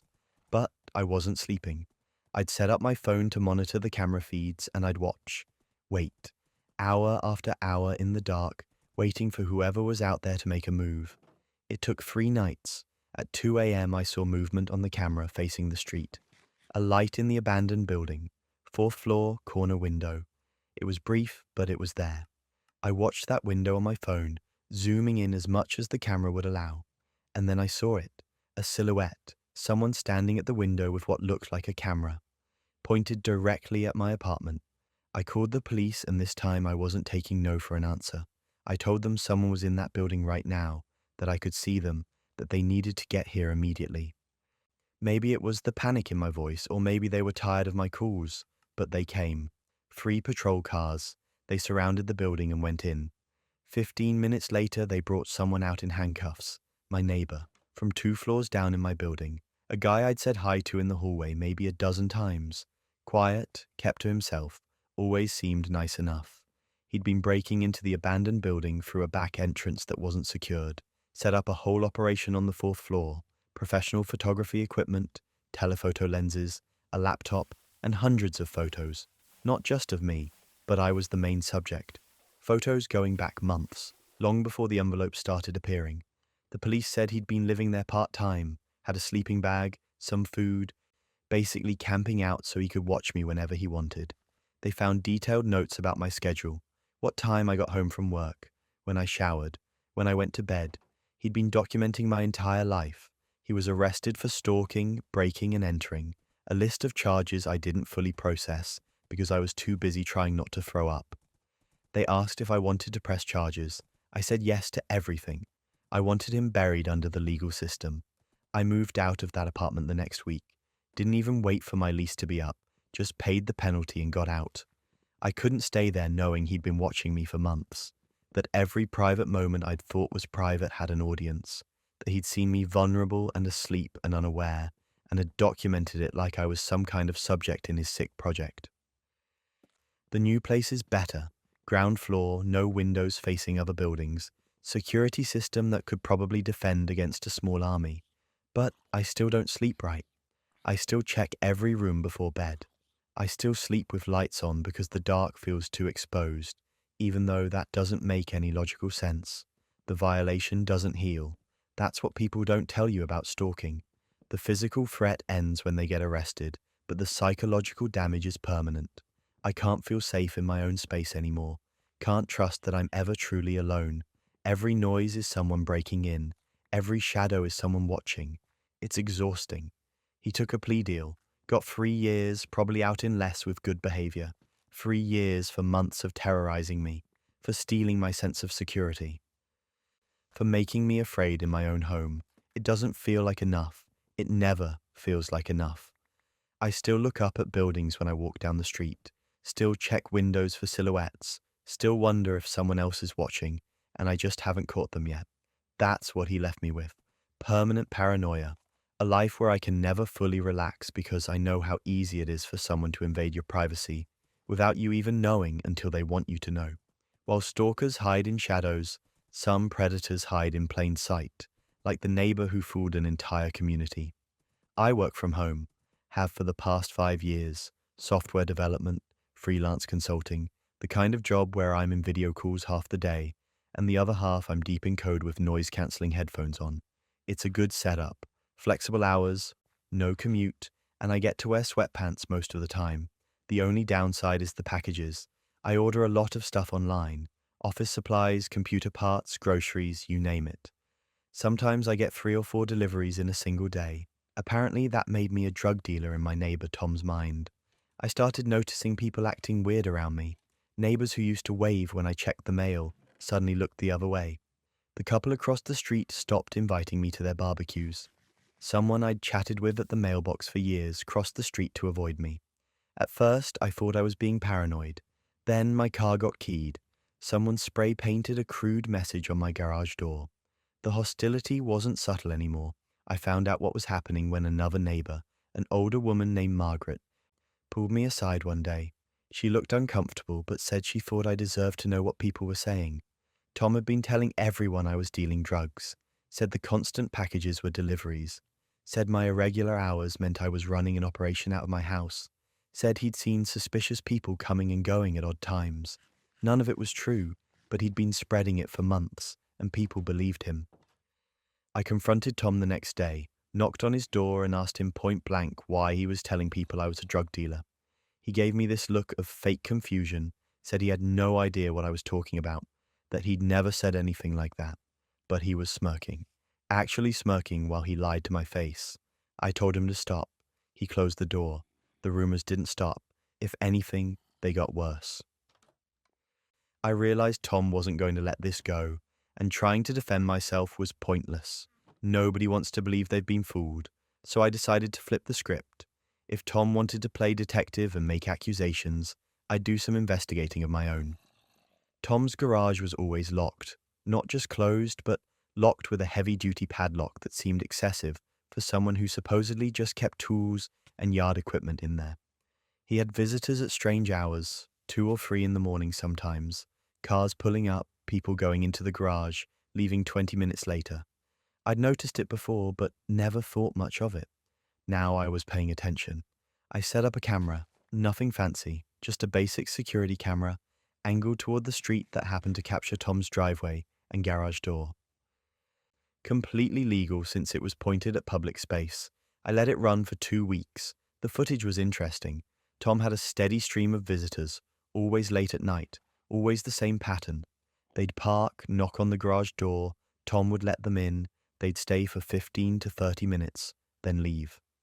The garage windows were covered so I couldn't see inside, but the traffic alone was suspicious. I also noticed he'd take garbage bags out to his car in the middle of the night, instead of putting them by the curb like everyone else. Whatever he was doing, he was trying to hide it. And here's where it gets absurd. I wasn't the only one watching. Turns out Margaret had been suspicious of Tom too. She mentioned to me one day that she'd seen him carrying what looked like card tables into his garage months ago. Said his electric bill must be astronomical based on how often she heard noise coming from there at night. We compared notes. The picture started getting clearer. I compiled everything. The footage showing the constant late-night traffic, timestamps showing patterns, Margaret's observations about the card tables and noise. I added notes about the locked garage and the odd behavior with trash disposal. Then I filed a report with the police. Didn't accuse him of anything specific, just said I had concerns about unusual activity at a neighbor's property and wanted them to be aware. They took it more seriously than I expected. Turns out I wasn't the first person to report concerns about Tom's garage. Someone else had called in a noise complaint months ago. Another neighbor had mentioned the strange traffic. When police have multiple reports about the same property, they pay attention. They did some investigating of their own, pulled permits, checked records, talked to people, and then they got a warrant. The raid happened on a Thursday night. I watched from my window as 3 police cars pulled up. Officers knocked on Tom's door, showed him the warrant, and went straight for the garage. Tom looked like he was going to pass out. They brought out card tables, poker chips, cash counting machines, stacks of unreported money, and even some electronics that turned out to be stolen merchandise from a warehouse robbery 2 months prior. Tom had been running an illegal gambling operation, high-stakes poker games, sports betting, the whole thing, and apparently fencing stolen goods on the side. He was arrested on the spot, charged with illegal gambling, operating without a license, tax evasion, and receiving stolen property. His wife came out screaming at the officers, saying there must be a mistake, that her husband was a respected member of the community. One of the cops actually laughed. The neighborhood found out everything within hours. Small towns work like that. By the next morning, everyone knew Tom wasn't just running illegal poker games. He was a criminal who'd been using his garage as a front for multiple illegal operations. And he'd been accusing me of dealing drugs the entire time to deflect suspicion from himself. The apologies started coming. Neighbors who'd avoided me suddenly wanted to chat. People brought over baked goods like that would somehow make up for months of treating me like a pariah. Margaret was the only one I really forgave because she'd been the only one decent enough to tell me what was being said and eventually help me figure out what Tom was actually doing. My car got fixed. Someone left an anonymous note apologizing for the vandalism and an envelope with cash to cover the repairs. The spray paint on my garage got painted over by a neighbor who felt guilty for believing Tom's lies. My reputation was restored, but the whole thing left a bad taste. These were people I'd lived next to for years, and they'd been ready to believe the worst about me, based on nothing but gossip from a guy who, as it turned out, was the actual criminal. Tom's family moved away about 6 months later. He took a plea deal, served some time, and when he got out, they packed up and left. Couldn't really blame them. Everyone in the neighborhood knew what he'd done. His kids had been humiliated. His wife had apparently had no idea about any of it and divorced him. The house sat empty for a while before finally selling. The irony wasn't lost on me. Tom had spent months projecting his own criminality onto me, trying to make me look suspicious so no one would notice what he was actually doing. Classic deflection. Make someone else the bad guy so you can operate freely. It almost worked. If I hadn't started paying attention and documenting everything, he might have kept it going indefinitely. I learned something from the whole mess. The loudest accusers are often the ones with the most to hide. People who spend their time pointing fingers at others usually do it because they don't want anyone looking too closely at them. Tom wasn't concerned about neighborhood safety. He was protecting his operation, and when that operation came crashing down, so did all his lies. Projection is a funny thing, and the next person's partner was a master of it, until their own words became the smoking gun. Jake started accusing me of cheating about 4 months into our relationship. At first, I thought it was insecurity. He'd ask who I was texting, want to know where I'd been, get weirdly intense when I mentioned grabbing coffee with a male coworker. I tried reassuring him, told him I loved him, that he had nothing to worry about, that I'd never even thought about being with anyone else. It didn't help. The accusations got worse. He started checking my phone when I was in the shower, going through my messages, my emails, even my photo gallery looking for evidence of something that didn't exist.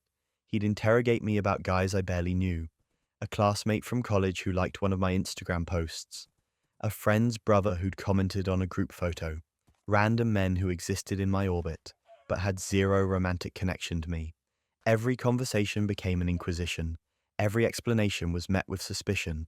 I started feeling crazy, like maybe I was doing something wrong without realizing it. Maybe I was being too friendly. Maybe I should stop talking to male friends altogether just to prove I was faithful. Looking back, that's exactly what he wanted. To isolate me, to make me question myself, to keep me so busy defending my innocence that I wouldn't notice what he was doing. The irony is almost funny now. I found out by accident. Jake had an iPad he barely used, mostly for watching videos in bed. One night he left it on the couch and a message notification popped up. I glanced at it without thinking, just a reflex. The preview showed a text from someone named Melissa, saying she couldn't wait to see him Thursday night. My stomach dropped. Thursday night was when he'd told me he had a work thing, a late meeting he couldn't get out of. I opened the iPad. It was synced to his phone, something he'd apparently forgotten about when he set it up. Every text, every message, right there. I scrolled through and felt my entire world tilt sideways. Melissa wasn't the only one. There was Rachel. There was someone named Jess. There were conversations with women whose names I didn't recognize, all of them flirty, sexual, planning meetups. Some of the messages went back months. He'd been cheating on me almost since we got together, all while accusing me of doing exactly what he was doing. I took screenshots of everything, didn't even think about it, just started screenshotting conversation after conversation. My hands were shaking. I felt nauseous, but I kept going because some part of me knew I'd need proof, that if I confronted him without evidence, he'd twist it somehow, make it my fault. When I finally confronted him, he didn't deny it at first. He just stared at me like he was calculating his next move. Then he switched tactics, started telling me I'd invaded his privacy, that I had no right to go through his iPad without permission, that I was manipulating the situation and making myself the victim when I was the one who'd violated his trust by snooping. The audacity of it was actually impressive in a deeply disturbing way. I told him we were done, told him to get his stuff and leave. He tried apologizing then, said the other women didn't mean anything, that I was the one he really loved. I didn't respond, just pointed at the door and waited for him to leave. And here's where it gets absurd. He went to our friends and told them I'd dumped him for no reason, that I was controlling and paranoid, that I'd gone through his private messages looking for problems and blown everything out of proportion. He painted himself as the victim of a crazy girlfriend who couldn't handle a few innocent conversations with female friends. Some people believed him, or at least they acted like they did. I started getting messages asking if I was okay, but phrased in this way that suggested they thought I'd overreacted. I stayed calm, didn't defend myself, didn't argue, just sent the screenshots to our entire friend group. Every cheating conversation, every lie about where he was going, every message where he'd arranged a hookup while telling me he was working late. I included screenshots of his texts to me from the same time periods, the ones where he'd been accusing me of cheating and demanding to know where I was. Let the evidence speak for itself. The response was immediate.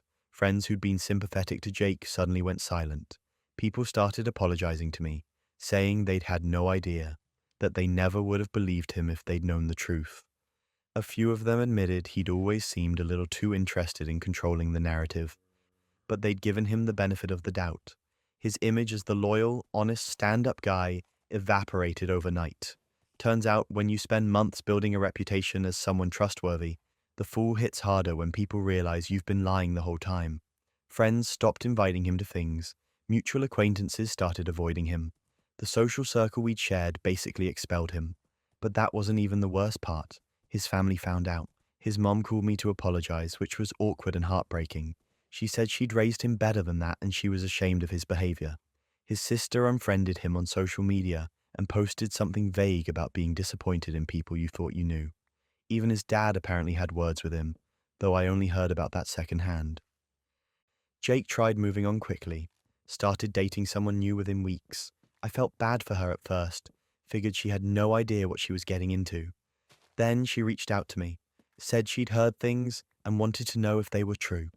I sent her the same screenshots I'd sent everyone else, told her I wasn't trying to interfere, just wanted her to have the information I wish I'd had earlier. She thanked me and dumped him 2 days later. He tried apologizing after that, sent me this long message about how he'd messed up and he was getting therapy and he wanted another chance. How I was the only person who'd ever really mattered and he'd throw away everything with those other women because they meant nothing. I didn't reply, just blocked him and moved on with my life. The thing about projectors is that they tell on themselves. Jake accused me of cheating because he was cheating. He interrogated me about where I was and who I was with because that's what he was doing. Every accusation was a confession, and when he tried to blame me for his own behavior, when he tried to paint me as the problem, all it did was make the truth more obvious when it came out. People ask me sometimes if I feel bad about exposing him like that, about sending those screenshots to everyone we knew. I don't, not even a little. He destroyed his own reputation by lying and cheating and then trying to make me the villain. I just made sure people knew the truth. That's not revenge. That's just refusing to let someone rewrite history. Karma isn't some mystical force. It's just the inevitable result of your actions catching up to you. Jake spent months lying, manipulating, and projecting his guilt onto me. And when the truth came out, all those lies collapsed under their own weight. He didn't need me to destroy him. He destroyed himself. I just refused to go down with him. Cheaters love blaming everyone else, but when the evidence is undeniable, even they can't hide forever. Just ask the next person's partner. My girlfriend's best friend Mia never liked me. From day one, there was this tension that everyone pretended didn't exist. The snide comments about how I dressed, how I talked, how I wasn't really part of their friend group. The way she'd plan hangouts and conveniently forget to include me in the group chat. My girlfriend always made excuses for her. Said Mia was protective, said she just needed time to warm up to me, said their friendship had been through a lot and I needed to be patient. I was patient. For 2 years, I tolerated Mia's passive-aggressive behavior because I loved my girlfriend and didn't want to be the person who made her choose between her partner and her best friend. I showed up to events where Mia barely acknowledged me. I smiled through her pointed comments about how relationships change people. I bit my tongue when she'd pull my girlfriend aside for private conversations that always seemed to happen right when we were having a good time together, and the whole time they were sleeping together. I found out the way these things always seem to get discovered. My girlfriend left her laptop open on the kitchen table while she was in the shower. A message notification popped up from Mia, something about missing last night and wanting to see her again soon. It was the tone that caught my attention. Too familiar, too intimate. I told myself I was reading into it, but my hands were already opening the message thread before my brain could stop them. Months of messages, hundreds of them, planning meetups when I thought my girlfriend was working late, talking about their feelings for each other, justifying what they were doing by saying I was emotionally unavailable, that I didn't really understand her the way Mia did. There were inside jokes I didn't know about, references to nights they'd spent together, photos I'd never seen. The worst part was reading how Mia had slowly convinced my girlfriend that our relationship was doomed, that I was holding her back, that she deserved someone who really got her. And Mia, conveniently, was right there, understanding, supportive, available. I sat there staring at that screen until the shower turned off. My girlfriend came out wrapped in a towel, saw me with her laptop and froze. She knew immediately. I watched her face cycle through panic, guilt, defensiveness. She started to say something, but I held up my hand, told her I needed a minute to process what I'd just read. She tried explaining, said it just happened, that she hadn't meant for it to get this far, that she loved me, but she also had feelings for Mia and didn't know how to handle it. She said Mia had been there for her during times when I was working too much or stressed about my own life. Like that justified months of lying and sneaking around. I didn't yell, didn't cry, just told her I needed some air and left the apartment. Spent the next few hours driving around trying to figure out what to do with the anger and betrayal churning in my chest. Here's the thing, my girlfriend being bisexual was never an issue for me. If she'd come to me and said she was having feelings for someone else, if she'd been honest about wanting to explore that part of her identity, we could have talked about it like adults. Maybe we would have broken up. Maybe we would have figured something else out. But she didn't give me that chance. She chose to lie. And Mia, who smiled to my face at birthday parties and holiday dinners, chose to help her do it. I decided I was done protecting them from the consequences of their choices. We had a group dinner planned for that weekend. All of their friends, people I'd gotten to know over 2 years, people who had no idea what had been happening. I showed up like everything was normal. My girlfriend kept giving me nervous looks across the table. Mia was there too, sitting next to her, playing the supportive best friend role she'd perfected. Halfway through dinner, during a lull in conversation, I spoke up, said I wanted to share something. My girlfriend's face went white. I pulled out my phone and started reading the texts out loud. Not all of them, just enough. The ones where they talked about their relationship. The ones where Mia said I wasn't good enough. The ones where they made plans to meet up while lying to me about where they were going. The table went silent. You could have heard someone breathe too loud. Their friends just stared, trying to process what they were hearing. One of them asked if this was some kind of joke. I showed them my phone screen, showed them the message thread with timestamps and everything. Both of them tried denying it at first, said I was taking things out of context, that I was misinterpreting their friendship. But the evidence was right there. Then my girlfriend switched tactics and got angry, said I had no right to go through her private messages, that this was a violation of her privacy. Mia jumped in, saying I'd always been controlling and this proved it. Their friends weren't buying it. Someone asked point blank if they'd been having an affair. My girlfriend started crying. Mia tried to defend her, but one of their other friends cut her off, said this was seriously messed up, that they'd both been lying to everyone, not just me. Then came the breaking point. My girlfriend and Mia turned on each other. My girlfriend said Mia had pursued her, had convinced her that our relationship was unhealthy. Mia fired back that my girlfriend had been a willing participant, that she couldn't blame everything on her. They started arguing right there at the table, about who initiated what, about whose idea it was to keep it secret, about who had more to lose if people found out. Their friendship imploded in real time. The friends who'd known them for years watched them tear each other apart over who was more responsible for the betrayal. It was brutal and kind of satisfying in a way I'm not proud of, but won't apologize for either. I left before dessert, just stood up, told them they deserved each other's drama, and walked out. A few of their friends followed me out, apologized for not seeing it sooner. Said they had no idea and they were sorry I'd been put through that. I appreciated it, but I was done with all of them. The whole friend group was tainted by association. My girlfriend tried reaching out afterward. Long messages about how she'd made a mistake, how she wanted to work things out, how we could get past this. I blocked her. Mia tried too, saying I'd overreacted and ruined both their lives over something that wasn't my business to share. I blocked her too. The fallout was messy. My girlfriend's reputation in that social circle took a massive hit. People who'd known her as trustworthy and kind suddenly saw her differently. Mia got ostracized almost completely. Turns out when you help someone cheat on their partner, who everyone actually liked, people don't want you around anymore. Their friendship, the one that had supposedly been so important, so worth protecting, fell apart within weeks. Last I heard, they weren't speaking. I moved on. Took some time to be single and figure out what I actually wanted. Eventually met someone who doesn't hide behind friendship to betray trust. Someone who communicates honestly, even when it's uncomfortable. Someone who doesn't let their friends poison our relationship from the inside. Looking back, exposing them publicly probably wasn't the most mature thing I could have done. But keeping their secret would have meant carrying their betrayal alone while they continued playing their roles. They chose deception. I chose honesty. If that made things uncomfortable for them, well, they should have thought about that before spending months lying to everyone who cared about them. Affairs destroy trust, but sometimes it's not even real events, just a rumor that can burn your life down, like what happened next. A rumor spread that I cheated on my partner at a work conference. I didn't.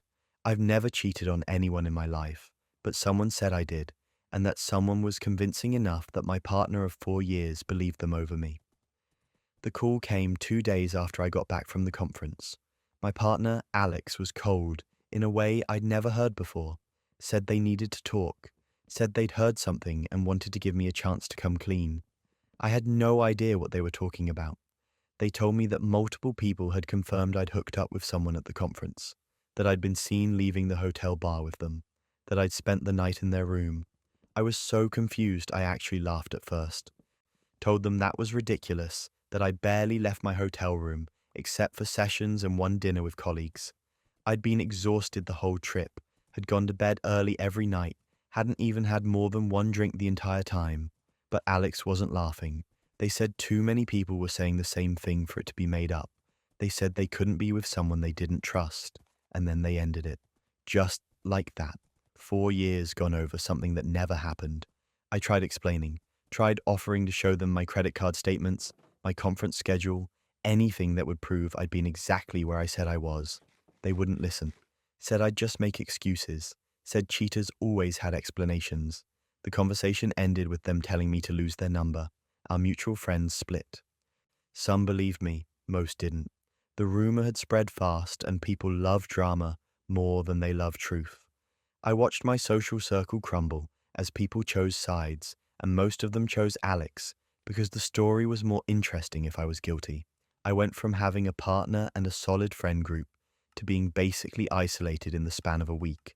I was devastated, but I was also furious because someone had lied. Someone had deliberately made this up and destroyed my relationship, and I was going to find out who. I started tracing the rumor backward, asked the friends who still talked to me where they'd heard it. Most had gotten it second-hand or third-hand. I kept following the chain, asking who told whom, piecing together the telephone game until I found the origin point.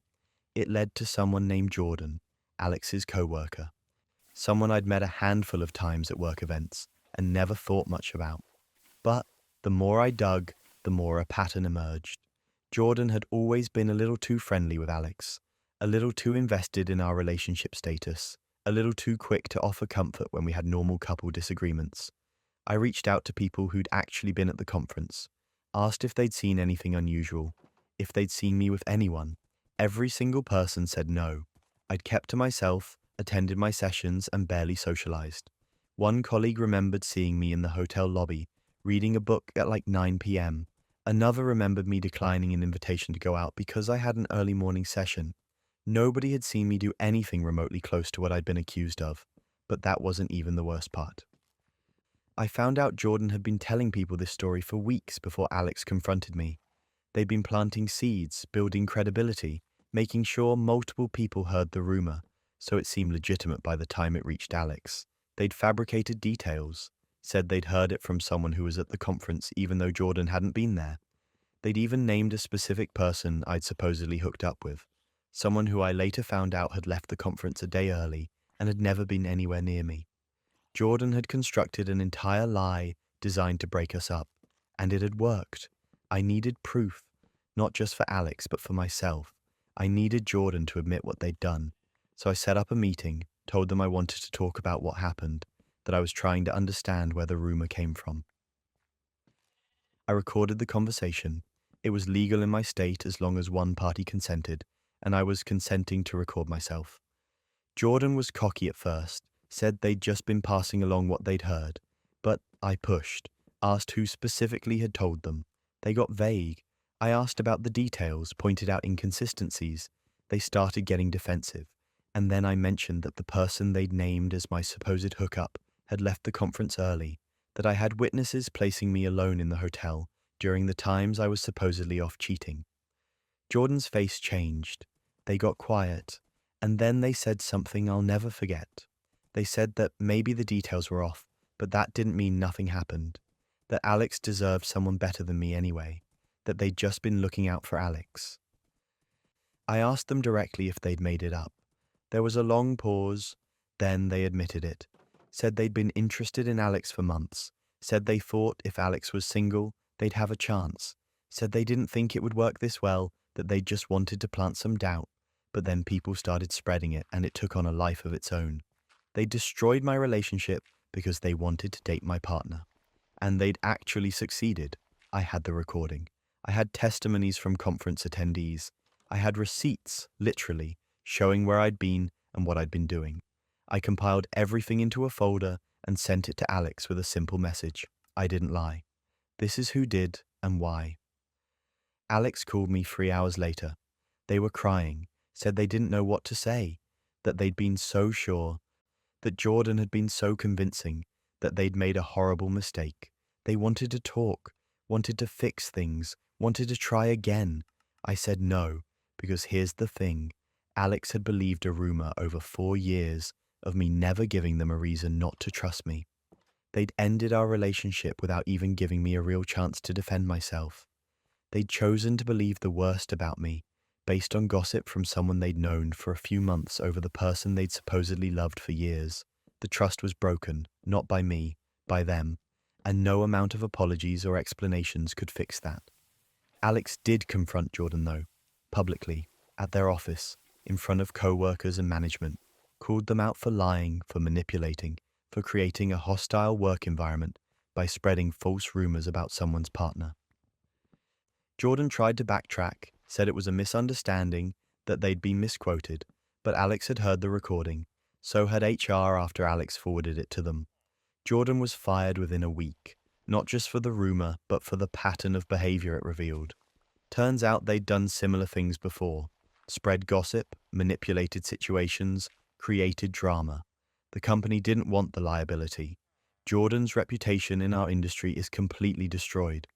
Word spread about what they'd done. People talk, especially in professional circles. Nobody wants to work with someone who'll fabricate lies to get what they want. As for me and Alex, we never got back together. They reached out a few times, apologized repeatedly, said they understood if I couldn't forgive them, but wanted me to know they regretted everything. I appreciated the apology, but I'd already moved on. Not to someone new, just forward, into a life where I wasn't with someone who'd throw away years of trust over a rumor. Clearing my name didn't fix what was broken. It didn't bring back the relationship or the friends who'd chosen to believe the worst about me. But it did prove something important, that I deserved better. Better than a partner who didn't trust me. Better than friends who were so quick to judge. Better than a situation where I had to fight to prove my innocence over something I'd never done. The truth came out eventually. It always does. But by then the damage was done. And sometimes that's just how it goes. You can be right, you can have proof, you can clear your name completely, and still lose everything. The difference is whether you walk away knowing you fought for the truth, or whether you let the lie define you. I chose to fight, and even though I didn't get the ending I wanted, I got the ending I deserved. One where I wasn't with people who didn't believe in me. Relationships end for many reasons, but workplace chaos? That's a special kind of hell, especially when your own colleagues turn on you before the biggest moment of your career. And that's where we'll end tonight's journey through betrayal, revenge, and hard-won justice. If you've made it this far into the chaos, you're officially part of the community that refuses to look away from the messy truth. Hit subscribe, drop a comment about which story hit hardest, and let me know where you're watching from. Remember, life is complicated. People are messier than we'd like to admit, and sometimes the only way out is straight through the fire. Sweet dreams, everyone, and remember, the truth has a way of coming out eventually. The only question is whether you'll control the narrative or let someone else write your story. Until next time, stay safe, stay smart, and keep those receipts ready.